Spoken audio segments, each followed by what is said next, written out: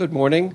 I'm Jeff Gold, Chair of the New York State Society of CPAs New York Multi-State and Local Taxation Committee. I'd like to welcome all of you, those of you in the room, as well as those of you on the webinar, to this morning's briefing, After the Cliff, Implications of the American Taxpayer Relief Act. If this is the first time you've attended a State Society breakfast briefing, I want to tell you a little bit, brief you a little bit about the series. Breakfast briefings are often controversial, which we encourage. We choose topics that will foster debate, which we know there is no shortage of on this particular topic, because our objective is to promote an ongoing dialogue that includes diligent and diverse perspectives so that our audience, our members, other financial professionals, and the press can have access to the best information from some of the nation's best experts addressing these important issues. An important part of our breakfast briefing series is a selection of our panelists and our moderator.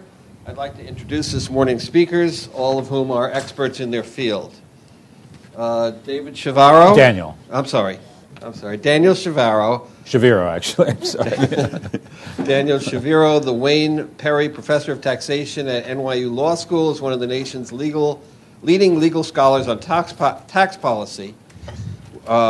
He examines tax policy, budget policy, and entitlement issues. He graduated from Princeton University and Yale Law School. After starting out at a law firm, he worked for the Joint Congressional Committee on Taxation. I guess that was when our Congress was functional enough to produce legislation that required reconciliation. He began his teaching career at the University of Chicago Law School and joined NYU in 1995, has several books to his credit, including an upcoming one called Fixing the U.S. International Tax Rule, and he wrote a novel, Getting It, in 2010. He also writes a blog at danshaviroblogspot.com. David Lifton, who we all know as a former president of the New York State Society of CPA. He leads a New York City tax and business consultancy practice at Crowe Horwath, developing business strategies and personal financial plans for domestic and international clients. He received the accounting profession's highest award in the area of taxation in 2009, the AICPA's Arthur M. Dixon Memorial Award. Chaired the state's committee on practical reform for the tax system. Is a board member at the CPA Journal and at the AICPA, author, lecturer, speaker, panelist, media commentator.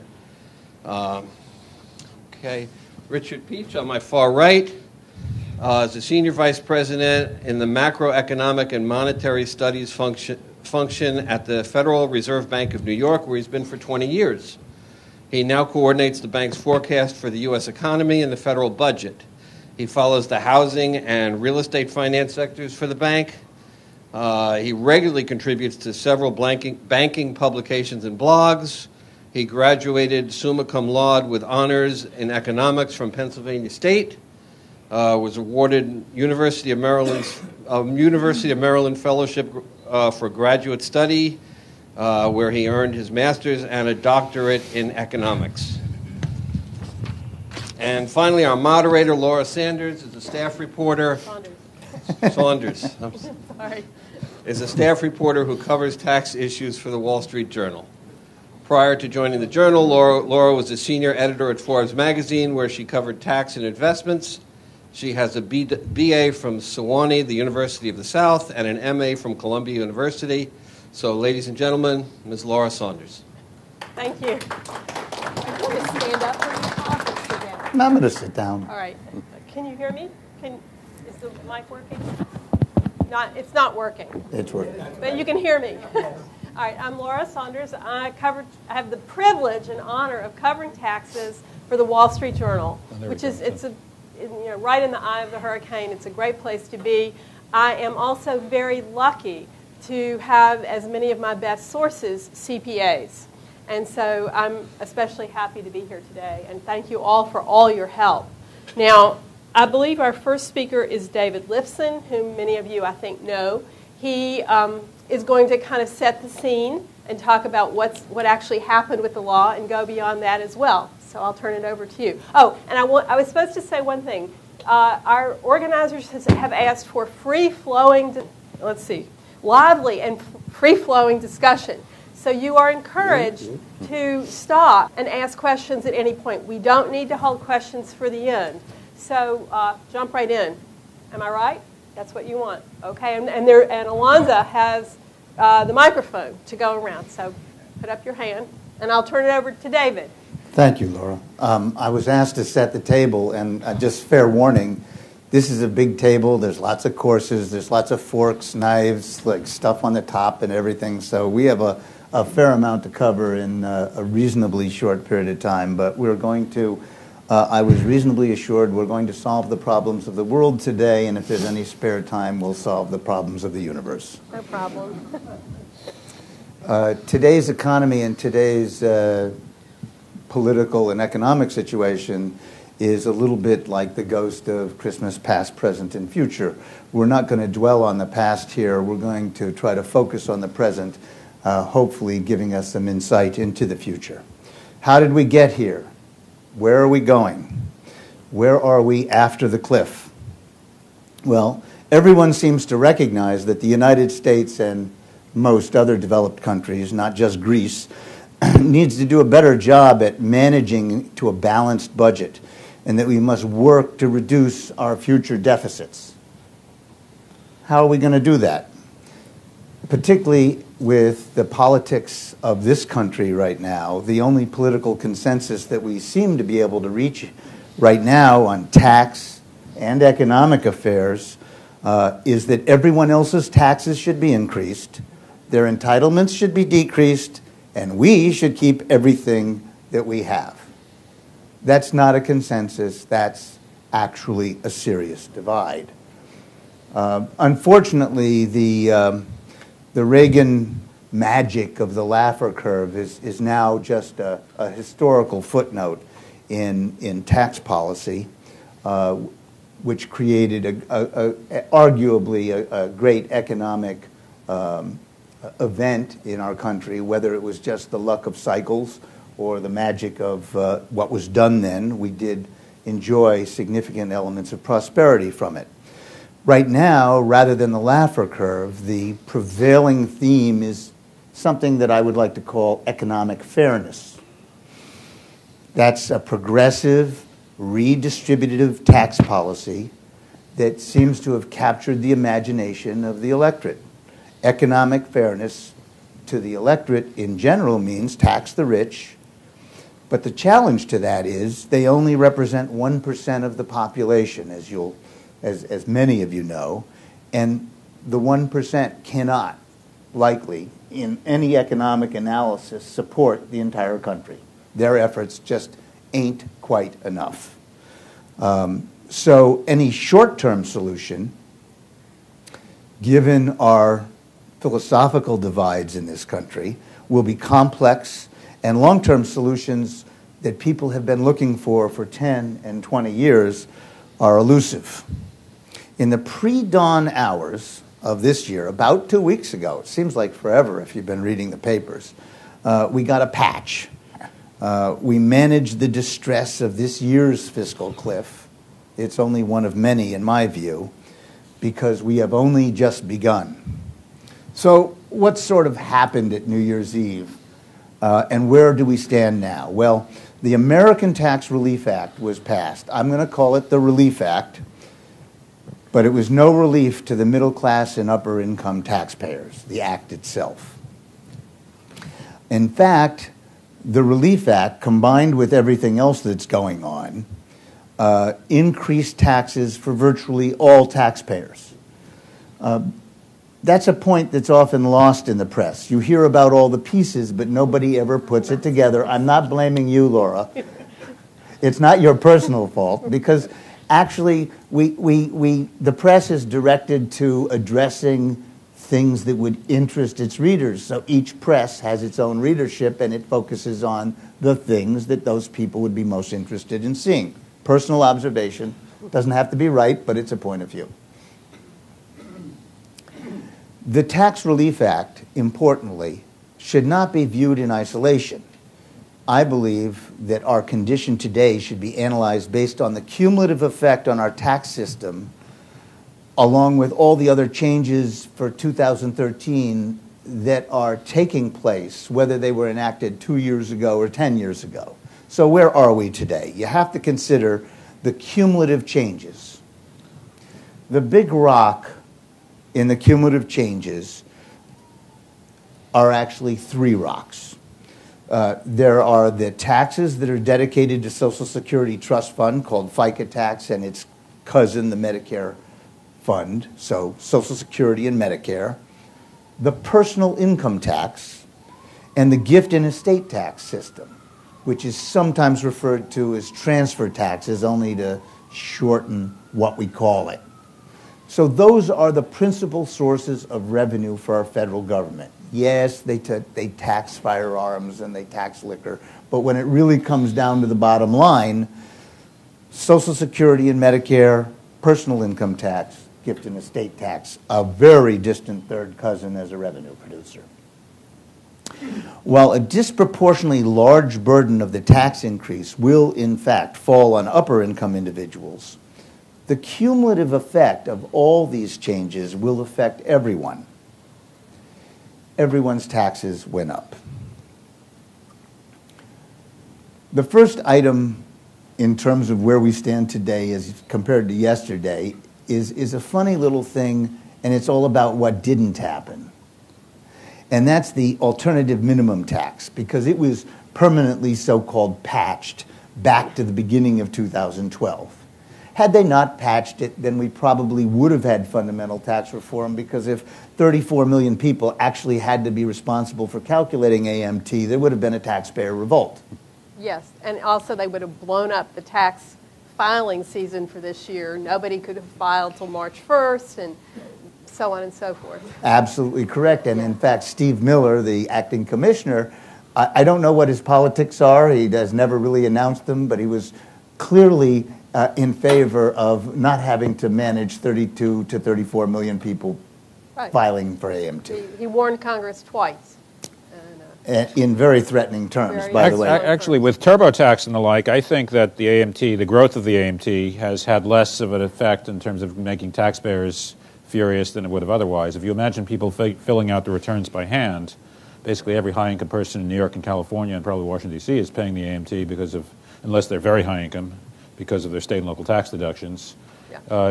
It's actually, again, not to say it's good policy, but it's more sustainable in terms of the revolt when you have things like TurboTax and well, of course, accountants. I would still think that when you involve too many people in things that are too complex, sooner or later you fall under the weight of your own system. But that's I pay the AMT, and luckily it doesn't cost me a penny of my time, except I imagine my TurboTax program costs more than it would if there was an AMT. There you go. Just fill it in. I mean, it does it for me. Well, and as you point out correctly, the principal financial impact of AMT, which most taxpayers, the accountants, CPAs in this room know this, but the public, no matter how many times you've told your public this point, they don't really realize that AMT is basically people in California, New York, Connecticut, and New Jersey don't get the tax savings that they perceive they get from the heavy state and local taxes. Just one thing, in terms of the AMT and tax reform, one thing I remember is President Bush, the second Bush, in 2005 appointed this tax reform panel to come up with a tax reform plan. And academics thought in many ways it wasn't kind of a bad plan and so forth, but their political idea was, we're going to sell the public on the fact that we're taking away all your deductions because we're going to stop you from being on the AMT in several years. And that, of course, turned out to be politically about as much of a lead balloon as you can imagine. People said, wow, we're going to lose our deductions, and you're telling us this thing, we don't even know what it is, won't hit us in several years. That's one reason why that panel's report was basically had a heavy stone attached to it and was dropped into the Potomac River. The panel turned into firewood, I understand. Yes. I wanted to add one thing that, I've covered this issue of the AMT again and again, and will they patch it and won't they patch it, and what about people's estimated taxes and so forth. And so I paid some attention to this, and I talked to the people who do very serious estimation in Washington.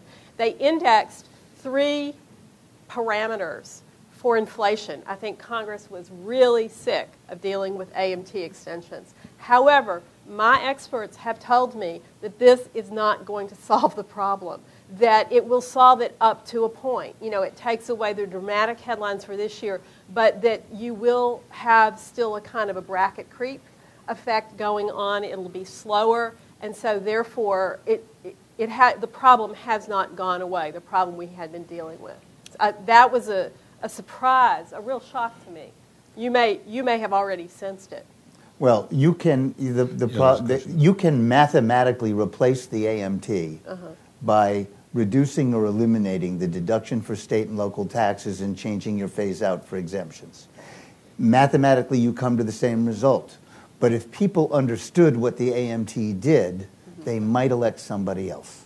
Yeah, true. Fair enough. But I just prepare for more headlines somewhere down the road on the AMT because it's not really done.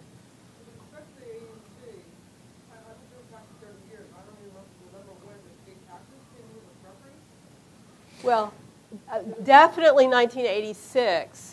We need to repeat the question. Oh, excuse me. I'm sorry. I was just wondering what year the state taxes became a preference for AMT? Actually, I worked. I often have to apologize for this. I worked in the '86 Tax Reform Act, and I helped design the AMT. And all I can say is we were only following orders. Sorry. We were only following orders. But what our job was actually was to make the system work technically, which succeeded. That was our job, and we succeeded at that job.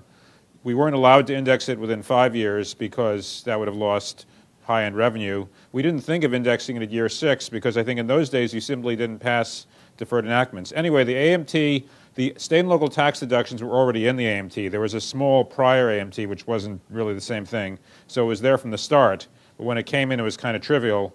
86, they just kept it because it was already there, so it's always been the case.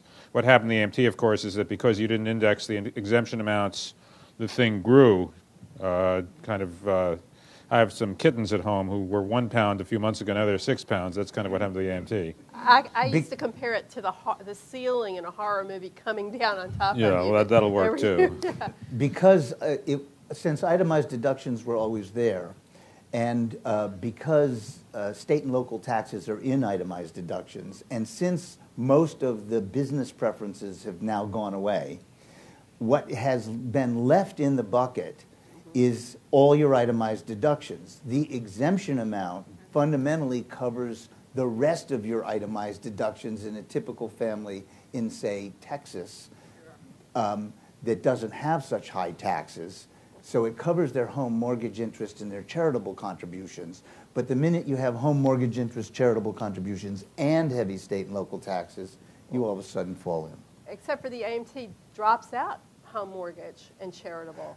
It allows them, yeah. It allows them. Yeah, it allows them. So yeah. those allowances, right. Basically what falls out of your itemized deductions is your state and local taxes and your business expenses. Excludes real estate taxes, which is just ridiculous. That's a preference. So, yeah. Are there any figures on actually on how much the AMT brings into the overall revenue picture? I know that, I don't know that, but I do know that to fix it was one of the biggest items in the fiscal cliff bill. I think it was $1.9 billion over some period of time. Everything else was some smaller amount. And I got the sense, looking at that number, that Congress just was so sick of this issue. They wanted it to go away. They did it when they didn't really have ways to pay for it or anything else. They just said, enough. Well, politicians have for years relied on the AMT to play games with revenue. And an example would be when the Bush tax cuts came in 2001, they made the AMT problem bigger, even though they didn't do anything in the AMT, simply because if you pay the bigger of the two and you cut one of them, you make the other one more important. Exactly. So they were relying on the fact the revenue estimates reflected the AMT. So they were able to say, look at this big tax cut we have, everyone's going to be better off, but in fact it only costs X billion dollars. Obviously it still cost a lot, but they were relying, and this is just standard practice in Washington, relying on the AMT to cut the revenue estimate and kind of not really let people see the small print that in fact a lot of them would shift to the AMT. It was somewhere between 1.8 and 1.9 trillion of the $4 trillion, I'm trillion sorry. dollar bill. Yeah. Pardon me, billion, trillion. It's 3 zeros. If you can correct me if I'm wrong, though, but the patch, if you're a high-income taxpayer, it gets phased out anyway. So the patch for a lot of people isn't, the exemption gets phased out for over incomes of over 200 or 300,000. So high-income taxpayers don't get the same exemption that everybody else does. I think that's the point. So the patch didn't really help. The patch, Helps at the bottom. patch eliminated the AMT for 28 million taxpayers and left it hanging around as it always has been for 3 or 4 million taxpayers. So it's a no change if you're looking at where you were in 2012, 11, or 10, as opposed to 13, substantially no change. So that's the whole point, is that the patch is a no change if you look at where you were compared to last year. It costs nearly $2 trillion if you look at where you would have been had they not changed the law. Because people whose taxes I do, they say, oh, there's a patch, so I won't be an AMT this year. No. And I say, sorry. That's right. Right. Yeah. You didn't get the patch. You check in, but you don't check out. That's the rule. Isn't it? So number one, AMT, steady as you go. No change, like it, don't like it, steady as you go. Social Security and Medicare taxes, as compared to the last 2 years, and everybody has a short memory, so they're not going to think about what it was like for 60 years before. As compared to the last 2 years, Social Security and Medicare taxes are increased for all wage earners, all self-employeds, with a very special increase for high-income taxpayers with investment income. So everybody pays more Social Security and Medicare tax, and the wealthy pay a lot more. We'll get there. The other big increase is that personal income tax increased for our most fortunate people, the people that are single and make more than $400,000, the people that are married and make more than $450,000. They get to pay a lot more taxes. We'll get there. And the transfer taxes went up. Now, you don't see a lot of people complaining about that. The gift and estate tax went up from 35 to 40%. That's because they were facing it going up to 55%. They were facing an exemption of $1 million. So what they got, they were so happy to get, they decided not to complain about the increase in the rate. Actually, a rare moment of political compromise in this group. And they also got to retain a bunch of special breaks that were on the table for demolition that are of extreme help to people who are extremely wealthy. Things like GRATs and defective grantor trusts and things like that. I'd just like to mention that the increase in the hospital insurance tax for upper income people and this 3.8% surtax on investment income are taxes a result of the Affordable Care Act, not as a result of this particular piece of legislation. Correct. It's an enactment. It's the effectiveness of something that was enacted 2 years ago. By the way, I really feel sorry for some of my colleagues in academics who wrote these articles or books about what we learned from the repeal of the estate tax. So, well, and it was they ended up talking about 1 year. Mm-hmm. So, in fact, only half of these big items are a result of the act. Yeah. The AMT is a result of the act, yeah. And the 3.8 and 0.9% tax increases on the uber wealthy, I could call them, are as a result of the act. The 2% is the result of not acting.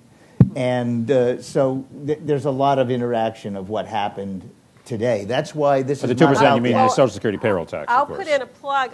Somewhere there is a copy of our chart from this past Saturday that does detail all the taxes that take effect in 2013 on individuals and how that compares with 2012. But it has all the 2010, the 20, and the 20 fiscal cliff taxes and so forth. And whether it's taxable income or AGI, it's out there for you to pick up a copy of. Okay, now that we had our appetizer, let's go to the main course. The main course here is, all right, you told me about the big things in the tax. We had a discussion where we are.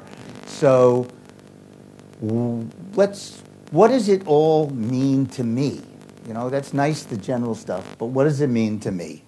Well, the me in this world is all of America, and I'm going to break up America into 3 tranches. All this, how it affects people that make less than $250,000, how it affects people that make $250,000 to $450,000 a year, or families, and then what does it mean to the household with more than $450,000 of household AGI. Best measure we have so far, but we'll discuss that later. So the first group, the bottom group in the economic income ladder, people that have family incomes under $250,000, which is incidentally round numbers today, guesstimates, because the economists only have actual data through 2009 and 2010 a little bit, but it's approximately 97% of the population of this country. Certainly 97% of the 150 million or so tax returns that are filed are people that make under $250,000, singly or jointly. And that half, that group, in fact, it's interesting to know that half of those people, or actually half of all American taxpayers, make less than $33,000 a year.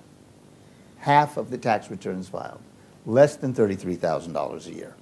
They pay virtually no federal income tax and receive substantial refundable credits within the income tax system and benefits through the income tax system. So the income tax system is arguably an entitlement system for half of its customers. They do, however, almost all of them pay FICA and Medicare tax. And to remind everybody, that's a flat tax of 7.65% between the FICA portion and the Medicare portion on their wages, and this group is all below the cap. Or an economist might say it's a 15.3% tax because of the employer share, although then you have to gross up the salary. And Right. a self-employed person would actually say it's a 15.3% tax. That's right. That's yeah. exactly right.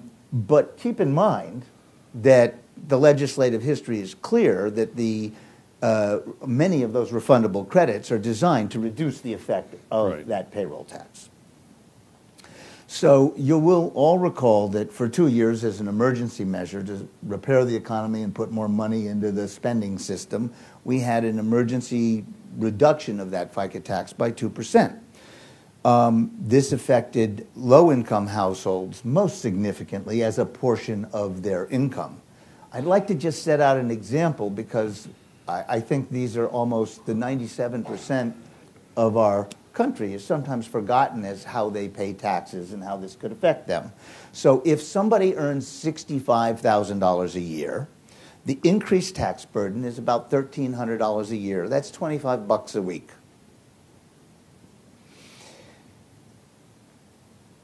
Because they make $65,000, they're not likely to have very much of earned income credits and other credits designed to offset that.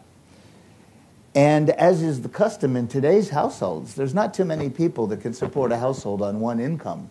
More than half our households have 2 incomes.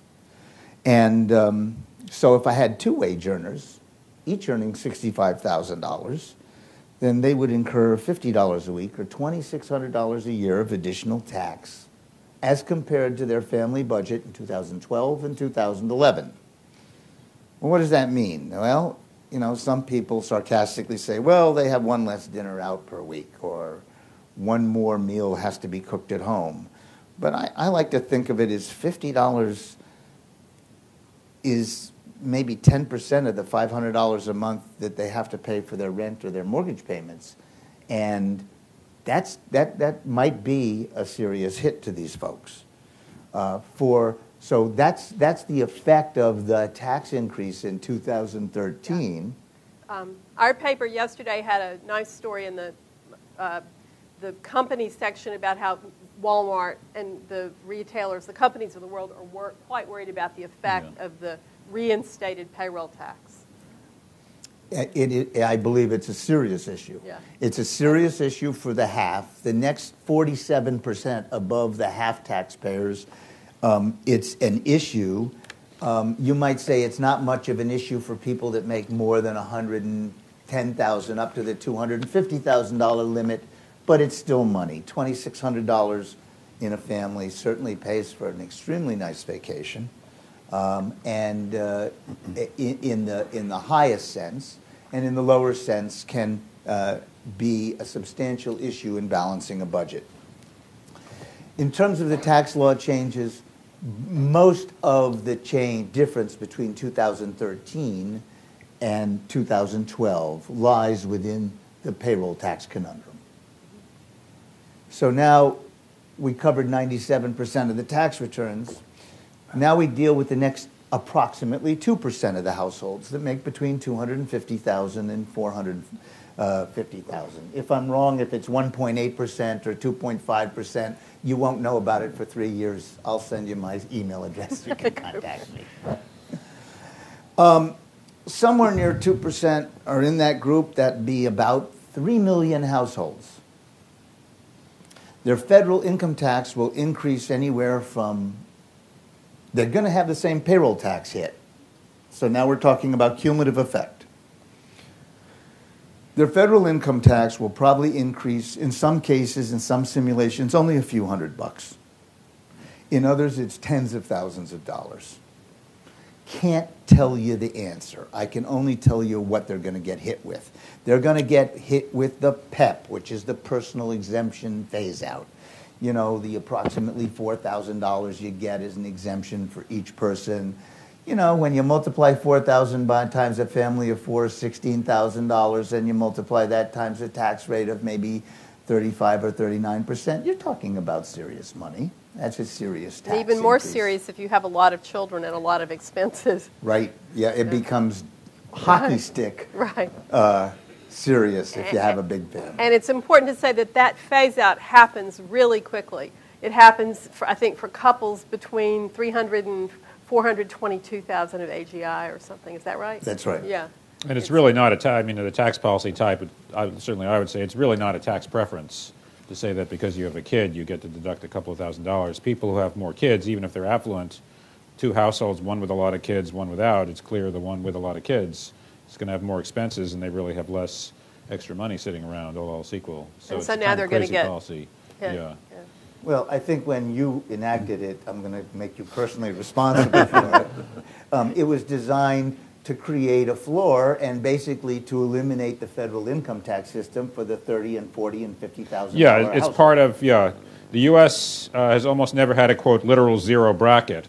In the 80s, they put in the zero bracket instead of the standard deduction, and people didn't understand it and thought it was like a tax increase of some weird kind. So they had to restate it this way. In fact, we have a zero bracket, and of course we have a zero bracket, but we run it through the standard deduction plus the personal exemptions. And then all of a sudden, people began to feel, well, you know, why should Mr. Rockefeller get a benefit because he had 6 kids? Yeah, well, it's really because if there are two Mr. Rockefellers, the one with 6 kids is a little bit less affluent in the sense that he has more expenses. He's still a Rockefeller, but he's a Rockefeller with 6 kids rather than with no kids. I mean, that's really why, not the way I would increase the rates. So it's a tax on fertility. You could, well, yeah, you could say that. Productivity. Hold on a Yeah, second. Let him get you the mic. Couldn't you consider this sort of a cousin to the AMT at a higher level? Yes? Well, the AMT also hits the personal exemption. There, if you do, I have a case book for introductory tax students in law school, and we have these kind of sort of pathetic in the sense of pathos AMT cases where like someone has 12 kids, so they end up on the AMT, and they kind of say, this surely isn't what Congress meant, and the court answers, that happens to be what the law says, so tough luck. So what else hit the 250s to 450s? Well, they get the payroll tax, they get the personal exemption phase out, they get the Ps, the 3%, the disallowance of some of their itemized deductions. It doesn't matter how it works. All it does is it was a Clinton backdoor tax increase. He didn't want to increase the rates, so he decreased the deductions. So therefore, only the CPAs wouldn't vote for him for what he did, but the general public would go out and be very happy that he didn't increase the rates. And all 3 tax reporters wouldn't vote for him either, because it is the hardest thing for me to explain. The happiest years of my tax reporting life were the years when we did not have to explain PEPs and Ps. Actually, Ps is from 86. I know that, but we. I thought Ps was the 1990 tax bill. Oh, is that right? Maybe. Yes, it was. Right. Okay. But the years that I did, 2010, 2011, and 2012, were free of PEPs and Ps. But that's not Clinton. Ps is That's correct. It's not Clinton. But I should also add that it was forced on then President Bush because of the threat of the debt ceiling. Yeah. Well, you do remember Flip Wilson and the devil made me buy that dress. So the P's backdoor tax increase on the middle and upper income individuals, and then this group between 250 and 450 also begins to get hit with the new 2010 legislated, sometimes referred to as the Medicare or Obamacare tax. It affects people that have $200,000 of single income or joint returns at 250. And it's sort of a surtax on that higher income of 3.8% on their investment income and 0.9% on their wages. So if you put this all together, all the P's added with the PEP, the P's, the personal payroll taxes, the whole batch, my overall observation is that basically Congress replaced uncertainty with confusion. Yes, exactly. So that most people earning between $250,000 and $450,000, probably the breadbasket of many of our clients that are CPAs in the audience, they will never truly understand why their tax bill went up, but it will go up. Well, they can always fire their accountant. Exactly. I pity their next accountant.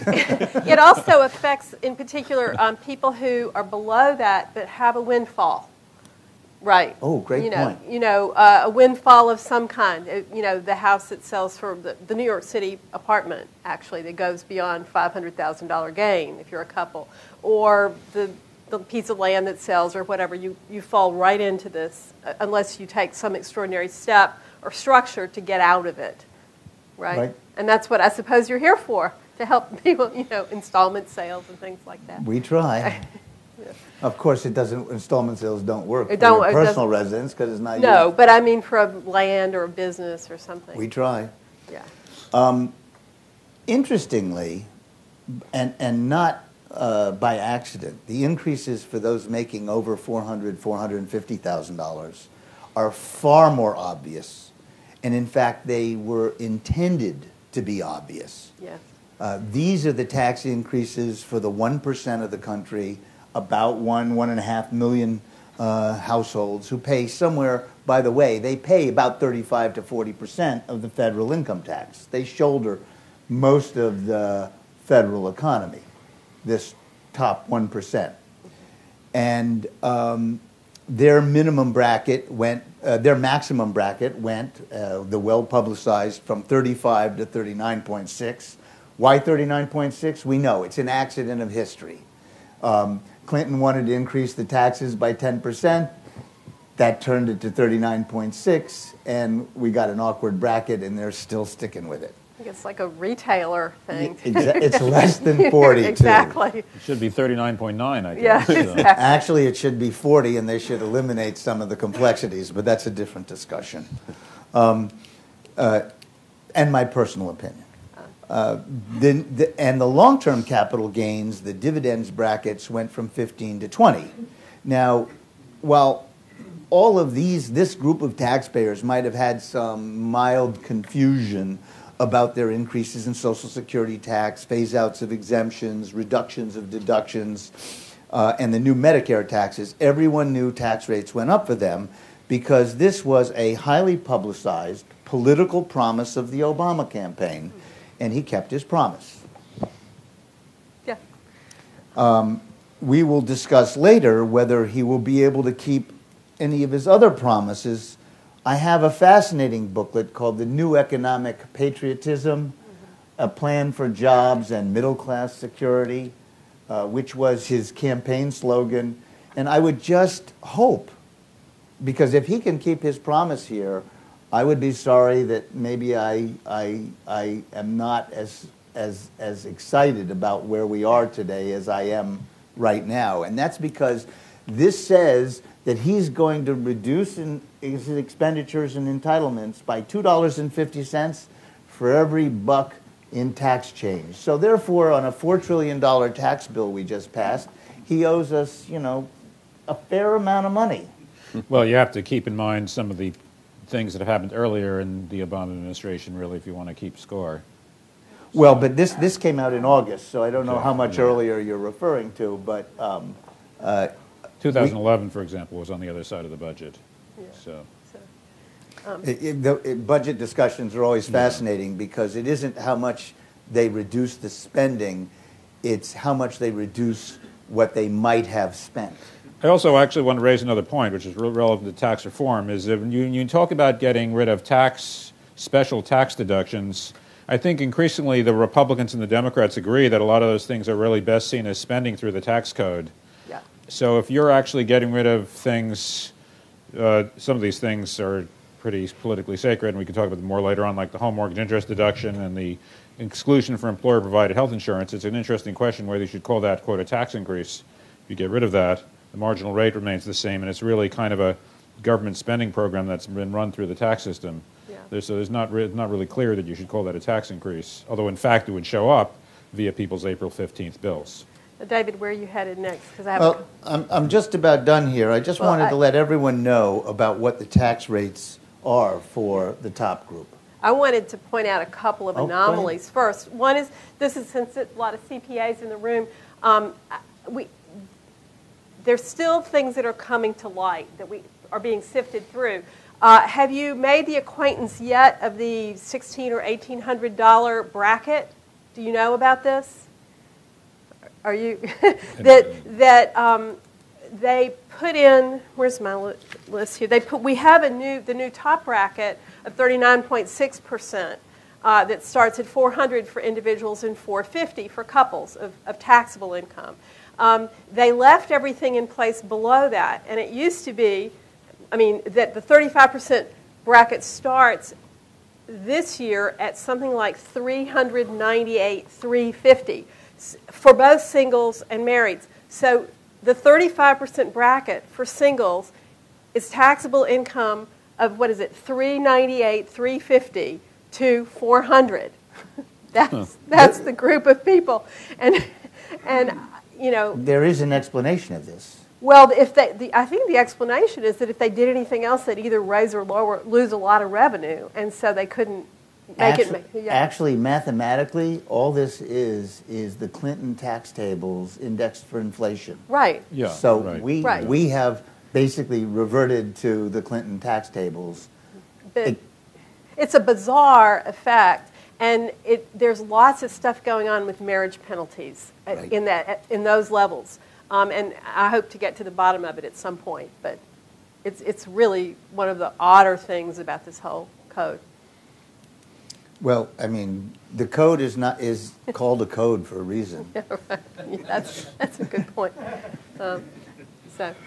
It's only to be deciphered by a few rare wizards in the back rooms who pull the curtain. Yeah. And we come out, and your tax bill is. Right. So what's the new rate for the top folks? Well, the new rate, when you say it quickly, it doesn't sound too bad. On wage and business income, they used to pay on their income over $400,000, say, they used to pay 36.45%, 35 plus 1.45% in Medicare on wage and business income. The new rate's 43 and a bit, 43.15, if you take into consideration the Obama, the Medicare, and the effect of the Ps in most cases. So their rate went from 36.45 to 43 and change. That's 6.7 point increase. Well, as a retailer, that's an 18% increase in your taxes on your income over $400,000. 18%. Well, you know, if they cut the spending and we balance the budget, maybe not a bad deal. What happened to the tax on my interest income? What meager interest income I might earn in today's economy? Well, it went from 35%, because there was no social tax on it, to 44.6%. 44.6. That's 9.6 increase. That's a 27% increase in my taxes on my upper income. Well, what happened to my tax? Well, you know, I got a really good deal on my long-term capital gains and dividends, didn't I? I get that really good rate, and it didn't change the law. Didn't my dividends don't get taxed 3 times, only twice, you know, that kind of thing. So I'm happy, right? Yeah, well, your rate went from 15 to 24.8.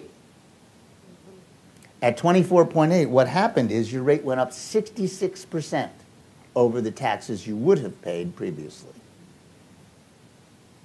Just thought you might want to tell some people about that. And effectively, what's happened to rates in the last 10 years? Well, most people read stories and they think their rate is a rate that's published in the newspaper. Everybody says, well, my rate's going to be 39.6%, right, Laura? Right. Well, and of course, you have to warn them a million times. Well, you forgot you lived in New York. You live in Connecticut. You live in California. You know, we have a multi-tiered tax system. We have a subnational tax system and subnational government. We don't have a single government that runs our schools and our military and our medical care. We sort of have partnering with our states. And they need money to provide their portion of the services, goods and services we get, as much as our federal government needs money. Those taxes run 8 to 10, 11% in those high tax states, which is where most of these high tax people are when you look at the dispersion rates. And so most people's effective rates are going to be between 50 and 53%, depending on their tax posture. We talked about the gift and estate tax. The big issue there is the rate went from 35 to 40%. Okay, they're still portable, and meaning that you can transfer your exclusion at the death of your spouse generally, and it's unified so that you don't have to make some of the really tough decisions in your estate plan about, do I give it away now or do I wait until I die? You can be neutral about that and just do your economic wealth transfer planning, and that's a very, very important thing. The Republicans didn't get what they wanted, which was an elimination of the tax, but it's been eliminated for most people. My prediction, based on several economic studies, is fewer than 10,000 taxable estates will occur a year in the near future. Of course, I'm not sure what we're going to find out when we look at your demographics a little bit later. There might be so many people in that older category that those numbers will start to explode. There were lots of political cookies in the Tax Act. We're not going to go through them. We'll answer questions to them, but there are some really cute cookies, and that's how they got enough votes to get everybody to vote for it. Sure. In closing, I'll say that in my view, tax policy has morphed into a what did I do for you lately so you will vote for me in the next election tax policy. The true grounding in tax policy is missing in terms of making it understandable, making people understand what their obligations are, why they're obligated for it, how it's calculated, what it means. To me, the sorry point and the sorry state of where we are today is there are no great big ideas out there. Or if they are, perhaps we'll uncover them in our discussion today. Maybe so. The table's set. Now it's time for dessert. Okay. Thank you, David. Now, Mr. Peach. Yes. You're going to speak to us now about where the tax code is stable or less stable, and when the next fiscal cliff is approaching, and lots of macro issues. Is that right? Yes, I'm going to try to answer some of those questions. And I thought I would start with the things that I'm thinking about as part of my job as an economist at the Federal Reserve Bank of New York first, and then talk a little bit about things that I'm concerned about as a citizen. So first off, as has been discussed, we raising taxes on U.S. households by about $200 billion at an annual rate beginning January 1 of 2013. The bulk of that is the rolling off of the payroll tax cut. That's about $130 billion. Then you have the Affordable Care Act taxes, which are $25 billion roughly, and then the high-income taxes that were a result of the most recent legislation get you up to about $200 billion. Now that is being imposed on an economy that is, let's put it this way, we have had economic growth since the end of the Great Recession in mid-2009, but that economic growth has been very, very tepid relative to past recoveries. We've had employment growth, but that employment growth has only kept up with the rate of growth of the population. So the employment to population ratio as of December of 2012 was no higher, actually was a little bit lower than it was in mid-2009 when the recession officially ended. We think we know that this increase in the tax burden is going to weaken consumption spending. We have models that help us make rough estimates of what these impacts will be, but I have to say that they are only very rough estimates. My favorite joke is that economists are people who can raise or ask really cool questions but rarely have the answer. But we know it'll have an impact, and we could see the rate of growth of real personal consumption expenditures go from 2.25% approximately in the fourth quarter of 2012 to 1% in the first quarter of 2013. And it is not clear, to be quite honest with you, that the economy is strong enough to withstand this shock. People think that it is. Most forecasters think that we'll weather this shock and emerge in the second half of 2013 in a somewhat better place. But it is a risk. There is an element of rolling the dice in this case. The second thing from an institutional standpoint is, what does this do to the debt to GDP ratio of the United States, and what implications does it have for the possibility of any further downgrading of federal debt? And the short answer is that it does very, very little to improve the long-term trajectory of the debt to GDP ratio of the United States. Moreover, that debt to GDP ratio that's published by the Congressional Budget Office presumes that the U.S. economy will close all of the amount of slack that there is in the economy by 2017, meaning that the employment to population ratio will go back to some long-term average, and will experience over the next couple of years a couple of years of very rapid growth, like 4 or 5%. If that turns out not to be the case, then our debt to GDP ratio is a lot higher than these projections suggest. So I'm not an expert on what this means for the possibility of any further downgrading of federal debt by one or more of the rating agencies. But what we have accomplished has certainly not taken that off the table for, let's say, the next 6 months or so.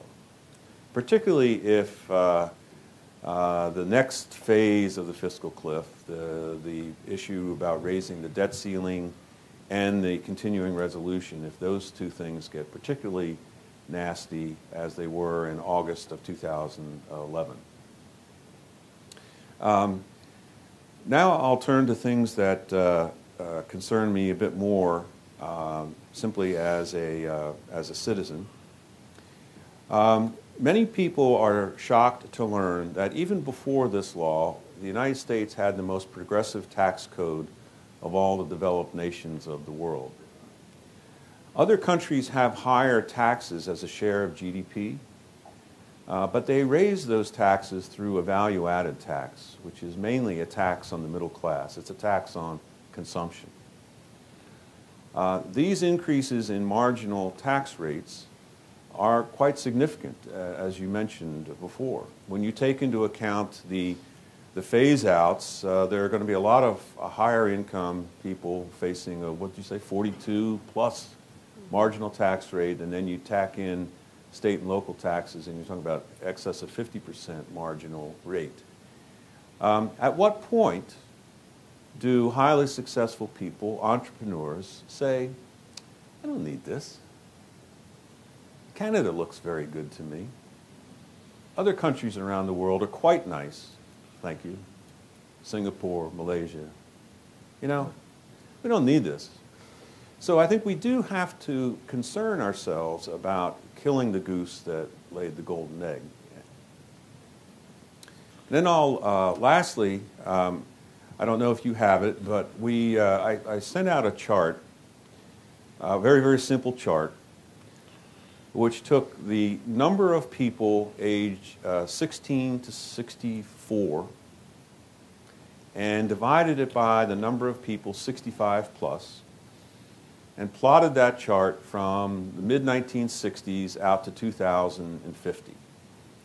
And in 1960, when Medicare was first established, and in the early 1970s, when the Social Security program was made much more generous than it had been, and continually indexed for inflation, there were roughly 6 people in that 16 to 24 or 16 to 64 age group for every 3 people age 65 plus.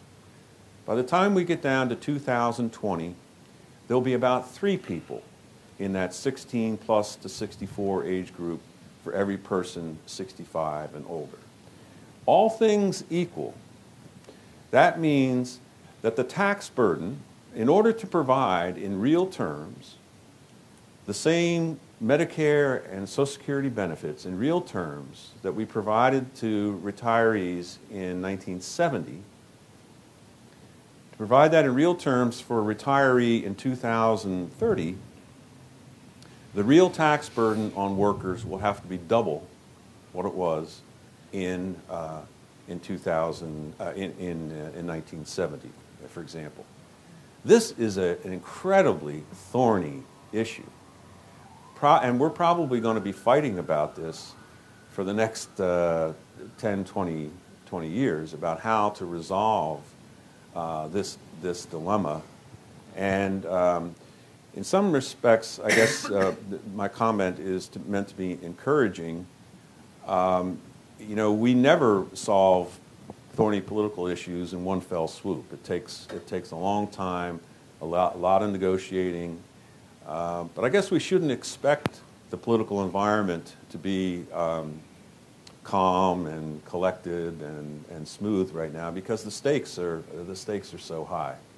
In the future, either someone's going to be paying much higher tax burdens, or someone's going to be receiving much lower retirement benefits in real terms vis-a-vis the previous couple of generations. So. Thank you. Thank you very much. Questions? Yeah. Alonso? Discuss the debt ceiling. Yeah. The answer to your problem.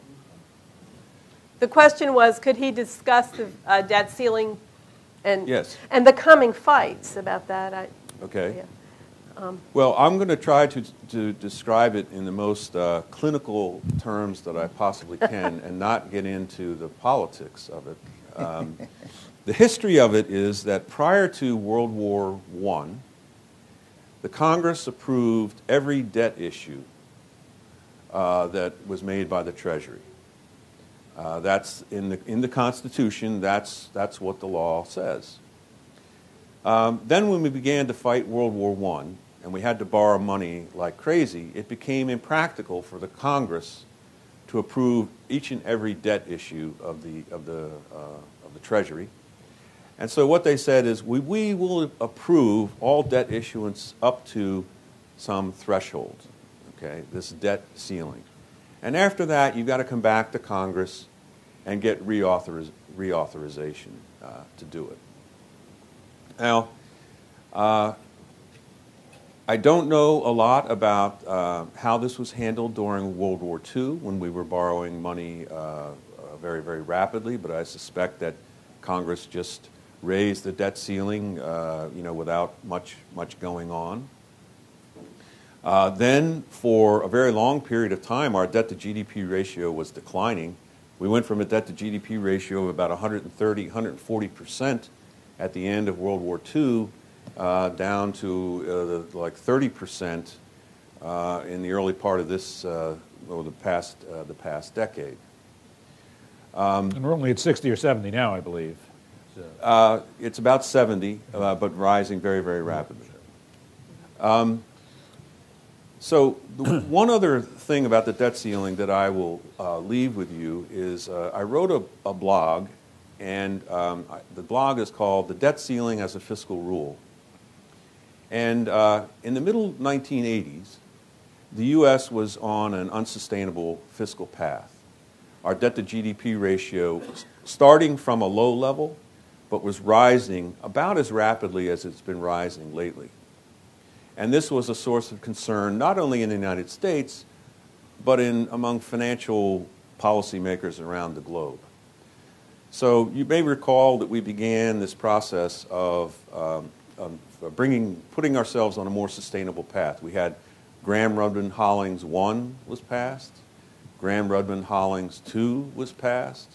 The 1990 Budget Act, which is when the Peace Amendment was enacted, and first President Bush had to renege on his no new taxes pledge. And then the 1993 increase in taxes. All four pieces of those legislation have in them, like the second item in them, a raising of the debt ceiling. They were all, if you will, the need to raise the debt ceiling was what forced the political consensus to enact what was painful decisions that were enacted during those various periods of time. So personally, not speaking as someone from the Federal Reserve, but just personally, I think the debt ceiling is probably one of the most effective fiscal rules that the United States government has. I know that, in fact, just yesterday, Chairman Bernanke advocated that we eliminate it and said it served no practical purpose. So clearly there's a wide range of views on this issue. Yeah, I would have to not endorse your view on that, but we can either discuss that or not. That's or his not. boss's view, not his view. He's very careful with what he said. Yeah. I have a question. What does it mean now if in the past the debt ceiling and the tax laws happened at the same time? In this case, they've been severed because there was urgency. Is that correct? And so does this mean anything for what the outcome might be? No. I mean, in many of these past episodes that I mentioned, because of an inability to come to an agreement, they had continuing resolutions for 30 days or 60 days. I mean, if you go back and study these periods, they were very, very politically charged, very contentious, and we often didn't, the trains didn't run exactly on time. I see. Okay. Another question? Yeah.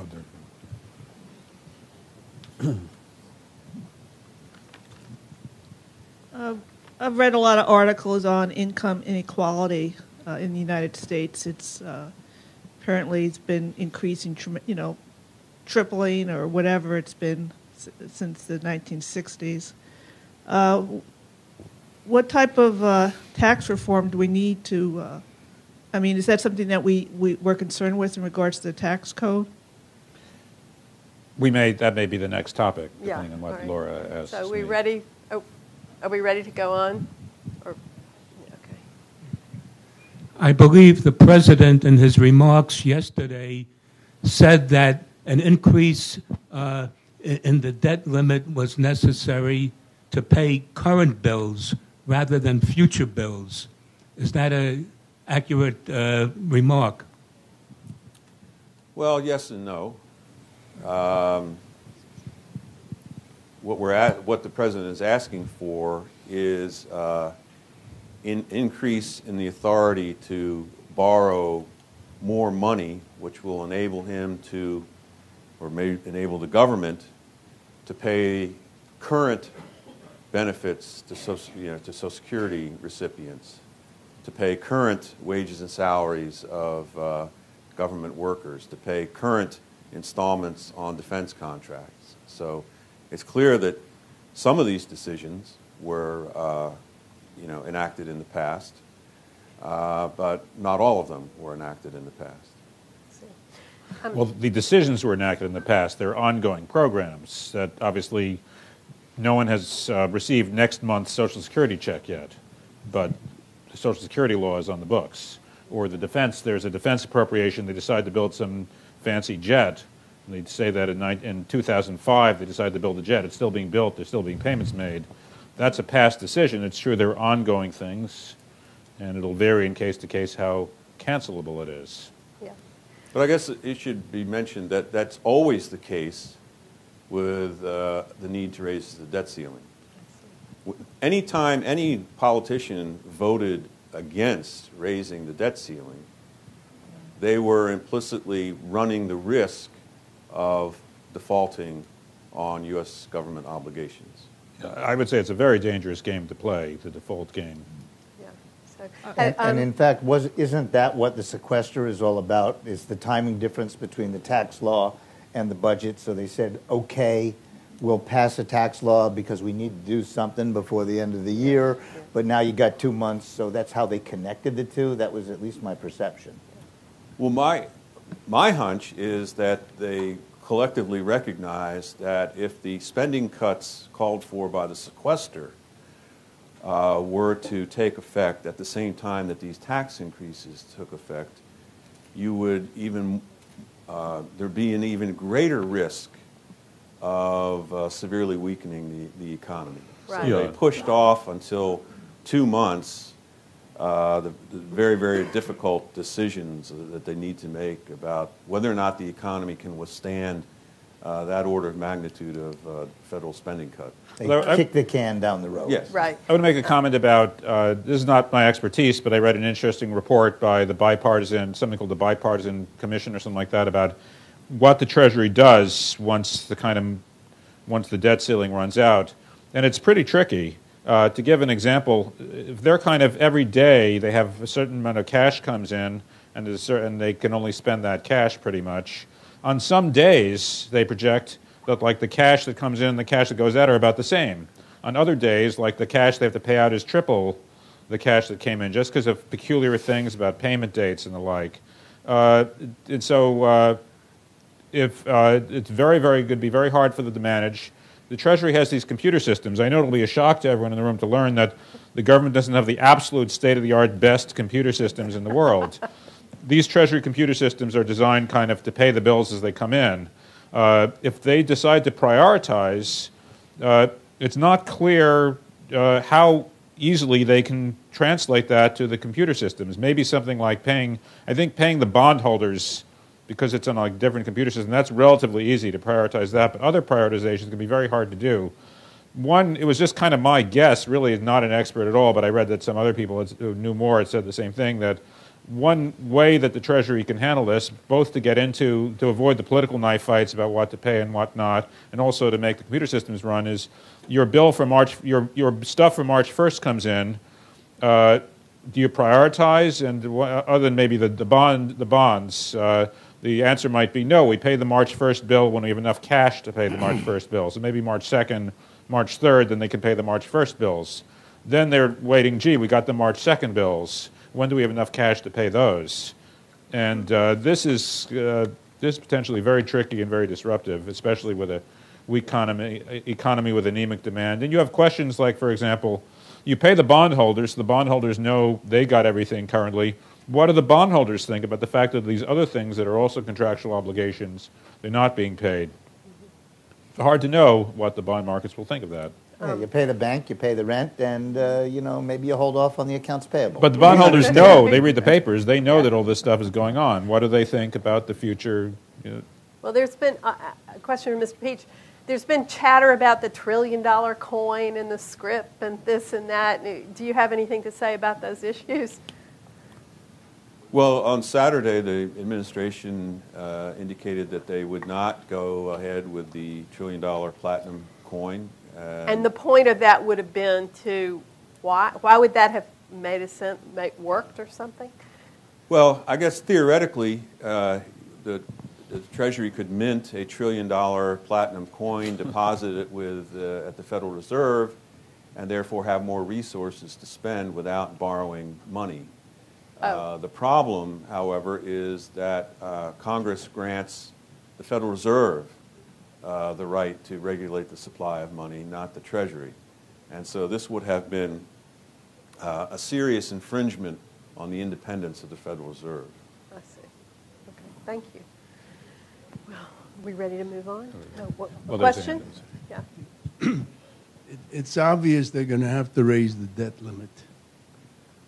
What is your projection for the future? I mean, you got to keep raising. Where do we go? What does the future hold? Well, we've had deficits in excess of $1 trillion for the past 3 years. And on our current trajectory, the debt to GDP ratio begins to stabilize in about 2018, let's say, but then begins to rise again. So on our current policy trajectory, we will have to increase the debt ceiling for as far as the eye can see. Every year, every 6 months, every 3 months, doesn't matter. It's going to have to be raised, as far as the eye can see. By the way, you've been talking rightly about debt to GDP ratio as the important thing. You could, if the debt ceiling had any sensible place to begin with, it would probably be restated in those terms. The absolute rise in the nominal debt is a silly, trivial non-event when you have the economy growing in real terms. It's the rate, it's debt to GDP is really. So if there was any place for a debt ceiling in a sensible fiscal system, which I actually don't believe, although I do think we have long-term fiscal problems we need to worry about, but it would kind of be stated like it would really be triggered by it getting too high in some relative terms. Can I read what Mr. Obama's thoughts are on this? A balanced approach to reducing the deficit. Asking the wealthiest to do their fair share while creating an economy which out-educates, out-innovates, and out-builds the world. President Obama's plan you can't make this stuff up, by the way. President Obama's plan reduces the deficit by more than $4 trillion over the next decade, including $1 trillion in spending cuts he signed into law last summer, which you were referring to, I believe. Yeah. And cutting $2.50 in spending for every $1 in additional revenue from the wealthiest families and closing corporate loopholes. So if we just passed a $4 trillion bill, it seems to me he owes us $10 trillion in spending cuts. And I think that's what the debate's all about. Well, I don't think, I think these sort of scorekeeping things aren't really the right way to approach it. I think the right way to approach it is to think about what our policies should be. So, and is that a good way to pass the baton to you and our scholar? Well, I'm sorry, she had a question. Perhaps one quick question to go back to something you had said, not about debt, about the disillusionment of the U.S. tax system and people wanting to perhaps move to Canada or Singapore. But the U.S. taxes are citizens on worldwide income. So if you move to Canada, what benefit would I get? You become a citizen. Oh, you mean renounce my citizenship? Yeah. Oh. Isn't there a tax to get out of this country? Yes. Probably. Yeah. No, you have to be square with the IRS if you're over certain limits. But it goes more than that. I'll tell you a story. I know a fellow who's a very high official in the Bosch & Lomb company. Bosch & Lomb has been an important part of the New York State economy for a very long time.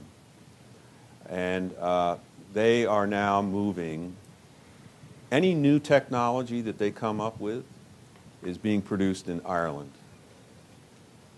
And on the current rate that they're going, they will be winding down their production in the United States probably over the next 10 to 15 years. And it's not just tax policy. Tax policy is a big part of it, but it's also regulatory policy. And you know, they're not alone. They're not alone in this. So this is what I'm worried about. You hear a lot about, you've talked debt GDP ratio, but my calculator doesn't go out to trillions. It stops at way zeros before then. I always think it's helpful. What is, if you were to say the average American, what's the average American in debt? I've seen the average taxpayer, but you know, there's 300 and some million Americans. So what does the average American owe in the debt? Well, I don't have a calculator with me. There's two measures of the debt. There's gross federal debt, which is, 16 trillion, something like that.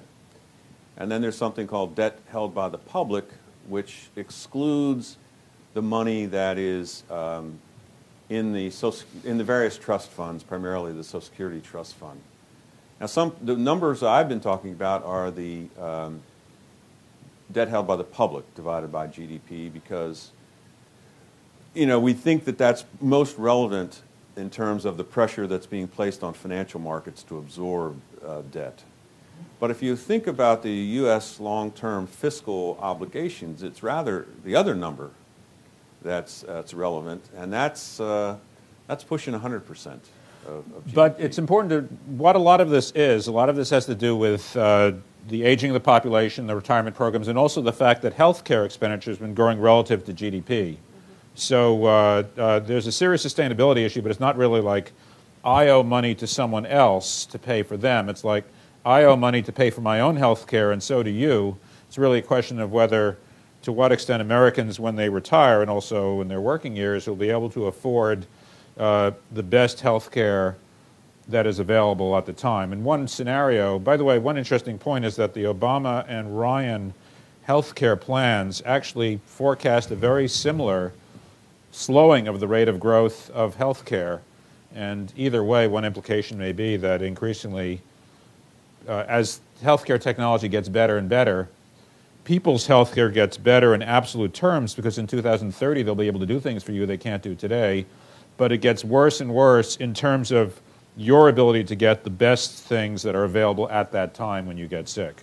So that's kind of part of what this is all about. But as healthcare improves, that means people live longer and they collect Social Security benefits for a long time. That's okay. We'll just make them fat and smoke, and then we'll the be true fine. patriot dies of a coronary at age 65. Does it make any sense in today's day and time, when we set a Social Security system when the life expectancy was 63 at 65, to still have a 65, 66 Social Security system when the life expectancy is into the 80s? Well, again, this is a terribly thorny issue, because I could argue that maybe the eligibility age should be raised, and somebody who's worked construction their whole life said that's quite all right, Mr. Office Worker, whose only biggest threat is a paper cut. These people are out. They're doing work that kind of really wears on the body after a while, and the knees start to go and those sorts of things. So I don't know the answer to that. I mean, I'm sympathetic to that point of view, but I think it's again, a very, very thorny issue. Yeah, we can talk about tax reform. So now let's turn to Mr. Shaviro. So there are a bunch of different things. There's really a lot. Obviously, we could have a 2-hour session or a 5-hour session on tax reform and so forth. A few different things I want to mention. The first is, as came up before from Mr. Peach, it really is true. The U.S. is the only country in the world among countries